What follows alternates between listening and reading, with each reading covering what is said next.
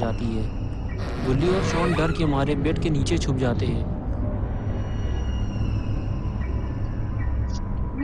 और ग्रैनी को आते हुए देख रहे होते हैं, लेकिन कहीं ग्रैनी इन दोनों को ना देख ले।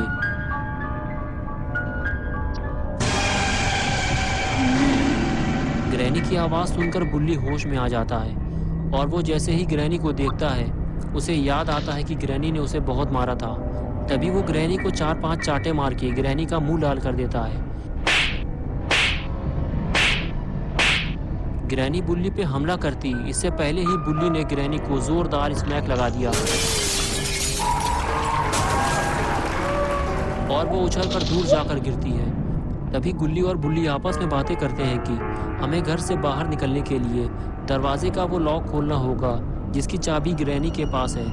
चलो वो चाबी ग्रैनी के गले से उतारते हैं। ये कहकर तीनों ग्रैनी के पास जाने लगते हैं। ग्रैनी के पास पहुंचते ही इन तीनों को इस बात का एहसास होता है कि अभी ग्रैनी के गले से चाबी निकालना खतरे से खाली नहीं है, क्योंकि ग्रैनी अभी बेहोश नहीं हुई है।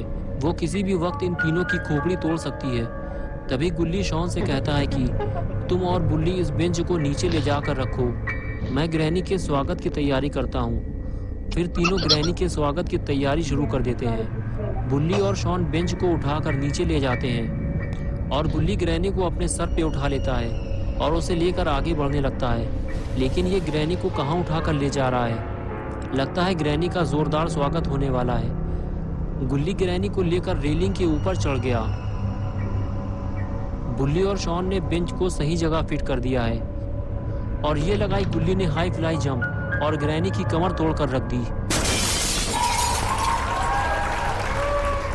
लेकिन ये वक्त ज्यादा देर तक खुशी मनाने का नहीं है। पहले इन तीनों को ग्रैनी के गले से ग्रैनी आज तीनों से चुन चुन कर बदला ले रही है। ग्रैनी का गुस्सा 7वें आसमान पर पहुंच चुका है। लेकिन बुल्ली के एक ही वार से ग्रैनी जमीन पर आ जाती है। ग्रैनी को जमीन पे लाना बहुत ही जरूरी था, वरना ये गुल्ली बुल्ली और शॉन के लिए मुसीबत बनी रहती।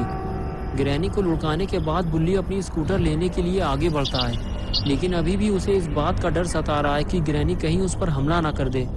लेकिन बुल्ली को अगर अपना स्कूटर वापस चाहिए तो उसे ये रिस्क तो लेना ही पड़ेगा। लेकिन जिस बात का डर था आखिर वही हुआ। ग्रैनी ने उस पर हमला कर दिया। ग्रैनी के एक ही वार से बुल्ली सीधे पानी में जाकर गिरता है। ग्रैनी आज मर्दे मारने पर उतारू है और इधर अपने गुल्ली की खोपड़ी भी घूम चुकी है। वो दौड़ता हुआ ग्रैनी के पास जाता है और उसे जोरदार किक मारता है। ग्रैनी उछलकर दूर जाकर गिरती है। इस लड़ाई झगड़े में गुल्ली बुल्ली का चश्मा भी कहीं गिर गया है। बुल्ली तैरता हुआ पानी से बाहर आता है।